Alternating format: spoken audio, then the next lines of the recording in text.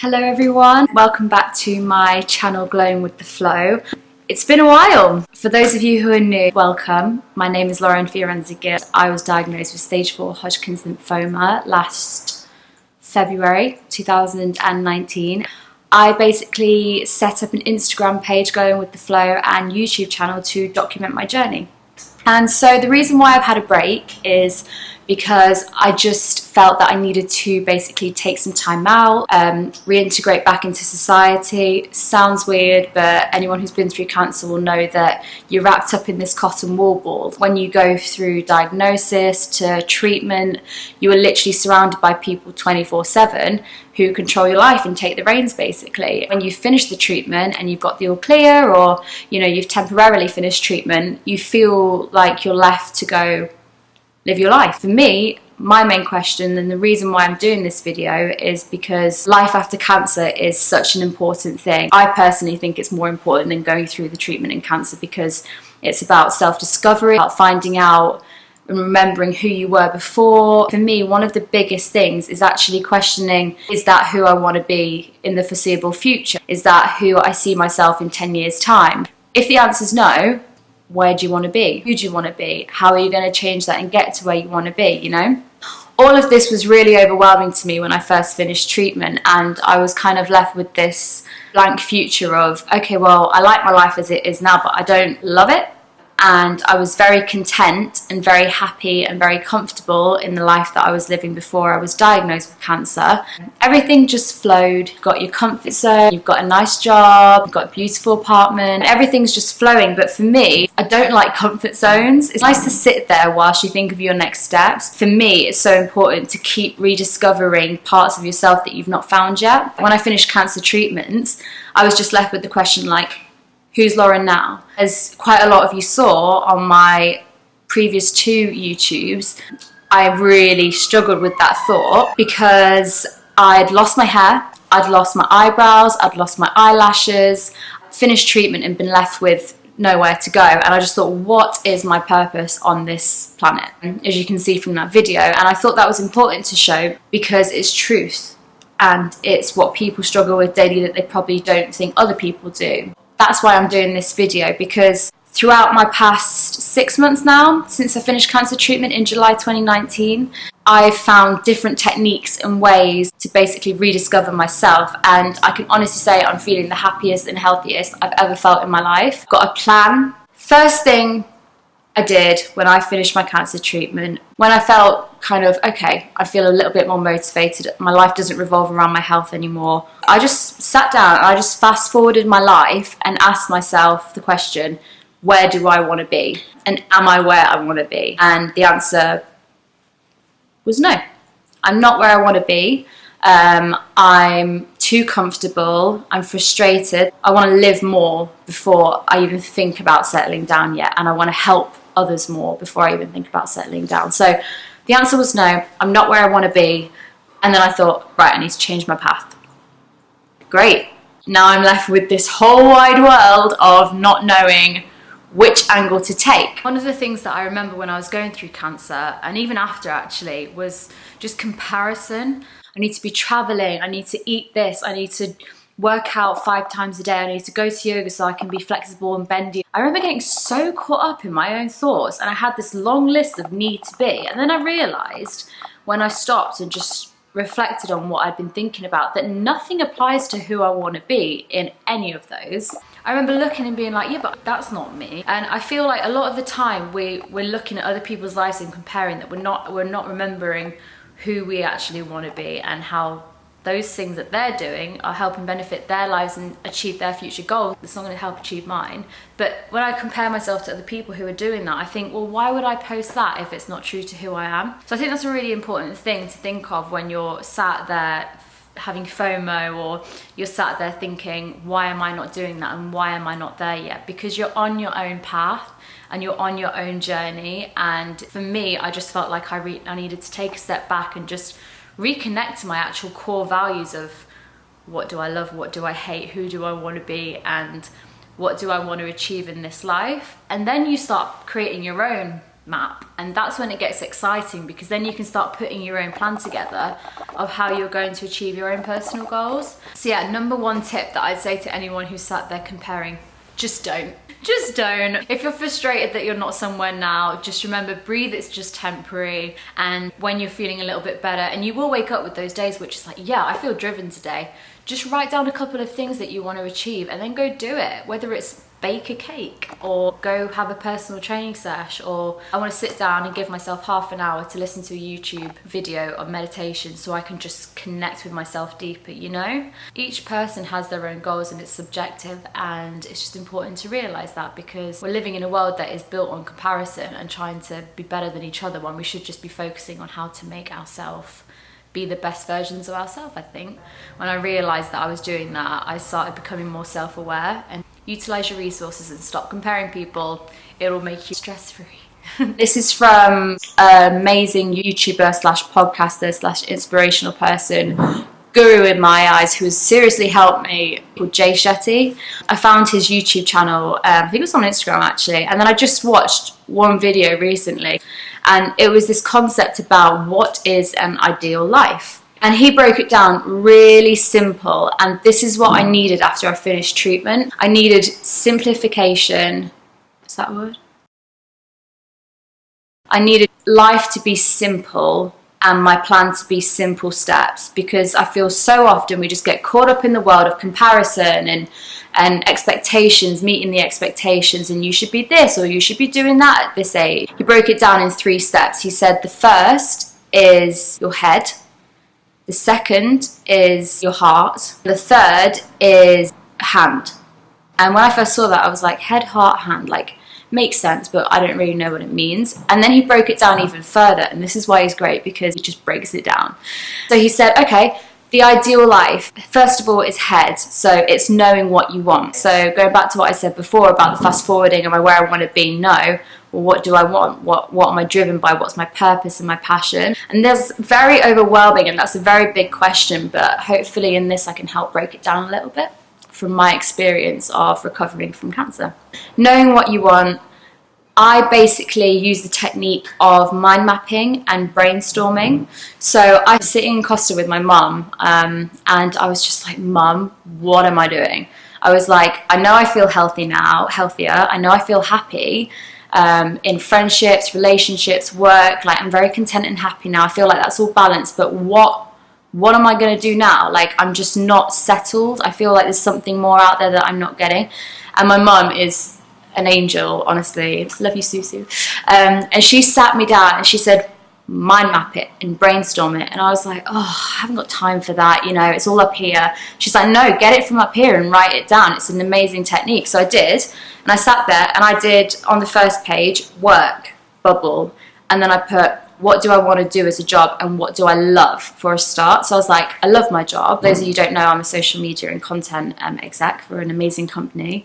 I love social media and content. I can connect with other people going through cancer to inspire me to recover and watch how their journey has helped them grow as a person, and it really is an educational channel. So I love social media. I also love people. I love helping people and working with people and educating people. So people who message me on my Instagram page, Glowing with the Flow, I like to help them with using my experience of cancer, helping them go through theirs. So I started basically brainstorming and mind mapping what future careers I want to be in, you know, and it basically, in a nutshell, was something in social and helping other people. So I was like, okay, cool, that's my head. I want to help people and I also want to do social media. Go hand in hand, right? YouTube channel, Instagram, helping others, connecting with others. Full circle. Then the second was heart. So the heart was having an adaptable heart, having compassion and care for others. That goes hand in hand with what career I want. So that will mean if I do social media and communicate my story through that, I'm also connecting with people to help others, which gives me a compassionate and caring heart, which is really important to me. Great. Now, the challenge that I found with the heart one was that it's not letting experiences in your head and visions in your head detract and distract from your heart, being compassionate. Because sometimes you could be so driven on something that you forget to be compassionate. I know a lot of time in business, people can be like set on monetary goal or set on KPIs that a lot of the time they'll forget to be compassionate and kind to others in personal life, work life, relationships, friendships. You forget that love and you just focus on the stress of work and reaching these goals. So I think finding that balance is going to be a challenge for me, which I'm ready to take and just be aware of. And the third was hand. Basically, how do you give service to other people? How do you help other people? How do I give back? That's what I want to do. I want to basically use my channel and experience to help other people. And the ways that came to me was I can give back by communicating my experience and sharing my experience across the social media channels. And I can do that by connecting with other people as well. So these are all things that I kind of thought, okay, this is how the head, heart and hand connect. How the hell do I balance them and do them consistently? Because it's so easy just to feel so overwhelmed and like your day's not going as planned, you get caught up in stresses of daily life and then you just snap at the person. That means that your head is all over the place, your heart is all over the place, and you're not being kind and giving service and helping others because you're too caught up in your own mind. So I feel like that's where self-awareness has really helped me understand like what I want in life. And the ways that I keep self-aware are meditation. As silly as it sounds, guys, we forget to breathe. I'm guilty of it and I forget to just stop and breathe.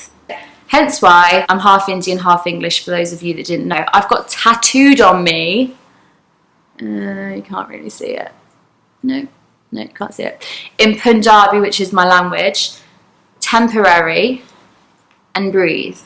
Not saying everyone go out and get tattoos, but for me, these were two words that helped me get through the diagnosis of cancer, that helped me get through the treatment of cancer, and that's helped me get through the recovery more than anyone can imagine. Like, these have been my saviors, these two words. And the reason why I had these two words is because I kept saying to myself, everything is temporary, just keep breathing. Or just breathe, everything is temporary. And these are two words that really resonated with me. They're so simple and they just simplify life. It's helped put tricky situations into perspective. It's helped stop me when I've been feeling anxious. It's just stop, breathe, it's just temporary, it will pass. It's helped me in so many different ways. So if I can share that with you guys, just remember those two words, temporary and breathe. And I honestly believe that if you write them in a notepad, or if you just wake up in the morning or any situation, before you act, just stop and just say those words, it will really help, I promise. So a second thing that helped me, which Jay Shetty was talking about in this YouTube that I saw of him, was how do you become the person that you want to be? Very simple words, huge question. First of all, it's again going back to the self-awareness. Are the people that I'm surrounding myself pushing me to be the best version of myself? Is the environment that I surround myself in, social activities and social life, actually benefiting me? Before I had cancer, I was going out 4 or 5 times a week, and that would be socially, and it would be people that I love and that are my friends, but then it wasn't necessarily benefiting me. And I know that might sound selfish, but again, like, you have to be self-aware. And also, I think in life you have to be slightly selfish to get to where you want to be. Like, if you surround yourself with negative people that are always putting their problems on you and barely ask about you, you're going to feel drained and you're going to feel dragged down. Whereas if you're surrounding yourself by super driven, optimistic people, people who are thriving for an amazing future, similar interests, then amazing. And if you're not surrounded by those people, then ask yourself, how do I become surrounded by those people? How do I put myself, and where do I put myself in an environment where I'll find these people? And these people are basically going to give you new experiences. They're going to be new role models for your future. I want to be a speaker. I want to improve my speaking skills. I want to share my experiences better. I want to connect with cancer charities where I can go and talk to other people, younger or older than me, to say, I can relate and this is how I got through. How am I going to do that? Well, at the moment, I'm not connecting with any cancer charities. And I wasn't really active on my social media because I was like, oh, it'll just tick along kind of thing. I don't really know what to post because I'm not a fashion blogger or a makeup artist. Therefore, am I really relevant? Yeah, you are. So I think it's just making a little mind map of that. And just saying, okay, I need to be open to new role models and experiences and putting myself in the environments of that, which is going to make me learn and educate myself. For me, my main issue after going through cancer was identity. I don't know who I was. I don't know what my purpose on this planet was. Forgot like what I love. Crazy, but I did. Forgot what I disliked, settling for things that weren't me. And that's all because you get caught up in this world of expectation, and you grow up with what schools and teachers want you to be like, what your parents say you should and shouldn't do. So people that are in your environment influence who you become, and I think it's really hard because I feel like schools should be nurturing who you are as a person, saying, what do you like? Let's help you become that person. Billie Eilish, perfect example, homeschooled. Her parents, when her and her brother were growing up and they were making music until really late hours, her parents never stopped them and never told them to go to bed. They said, do what you love. Now look, both incredible, talented, humble musicians. Jay Shetty basically shares the most inspirational quote I've ever heard. And it's super simple, and I think he said it was by a philosopher called Cully. I think I've got that right. And this is the quote, which can hopefully help you guys. And the quote was, today I'm not what I think I am. I'm not what you think I am. I am what I think you think I am.